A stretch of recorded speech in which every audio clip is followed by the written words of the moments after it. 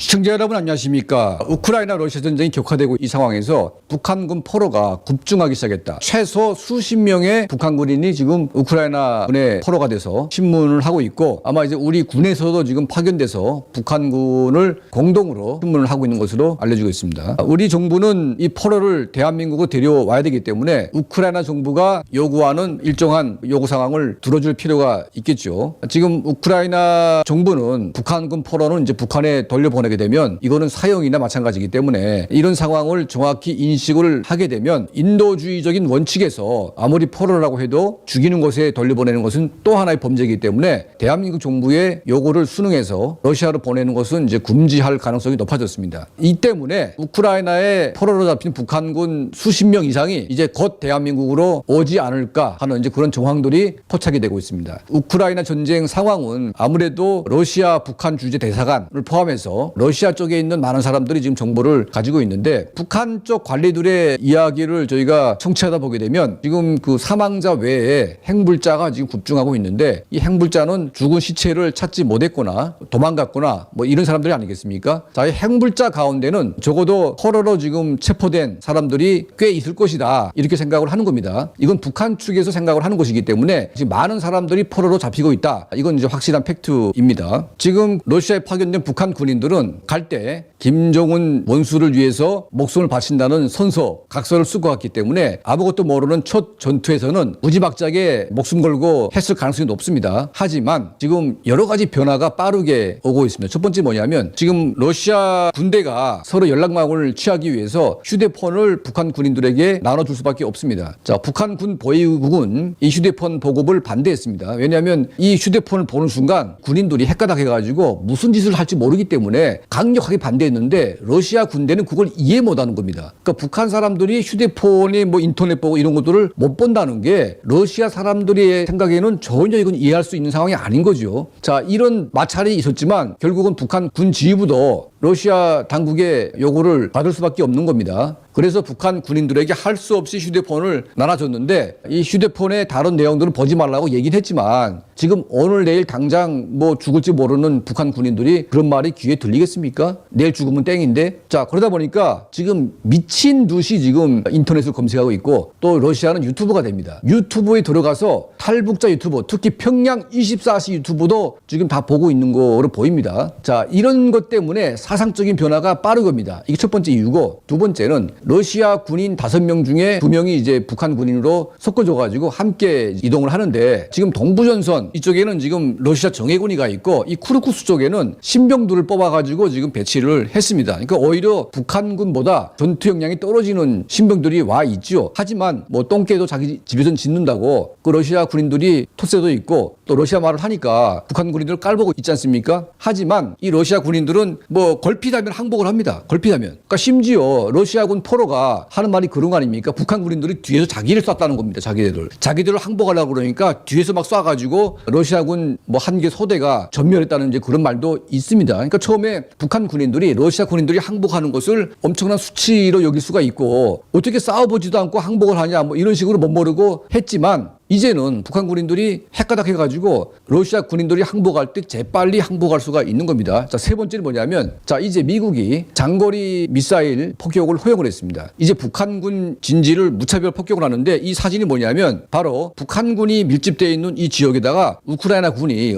집중 폭격을 했습니다. 이게 거의 집속탄 같은 이제 포탄을 갖다가 퍼붓기 때문에 북한 군인들이 처음에는 뭐 목숨 걸고 막 싸울 의지가 있겠죠. 하지만 그냥 무더기로 죽고 무더기로 막 부상당하고 이런 처참한 결과를 경험을 하는 순간부터는 전의가 상실되고, 그리고 내 목숨 죽어도 누구도 알아주지도 않고 우리 고향 부모들에게 땡전 한 푼 안 주는 그 김정은을 위해서 내가 목숨을 바쳐서 죽어야 되냐, 이런 생각을 할 수밖에 없지 않습니까? 그래서 이들이 지금 여차하면 지금 도망을 쳐가지고 포로로 되는 게 낫겠다. 그리고 지금 이제 우리 국정원과 국군정보사 또 탈북자들이 합세한 이런 심리전단 부대가 이미 우크라이나에 합류를 해서 본격적으로 북한 군인들에게 귀순 유도를 하고 있습니다. 자, 이걸 받아본 북한 군인들이 죽는 것보다는 도망을 쳐서 우크라이나에 가면 대한민국으로 갈 수 있기 때문에 이거 얼마나 땡큐입니까? 북한에 있는 누구나 다 도망가고 싶고 대한민국으로 가고 싶어 하는데, 눈앞에 바로 이제 휴전선 건너가는 것보다는 훨씬 더 안전하고 훨씬 더 평화로운 길 아니겠습니까? 자, 마음만 먹으면 넘어올 수가 있습니다.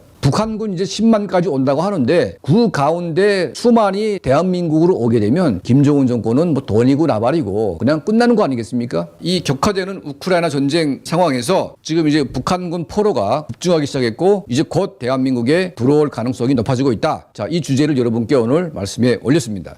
우크라이나 러시아 전쟁 상황은 저희가 이제 다양한 각도에서 정보를 취득해서 여러분께 상세한 말씀을 올리겠습니다. 자, 저희 채널을 항상 시청해 주시고 또 도움을 주시는 우리 모든 분들께 늘 진심으로 감사드립니다.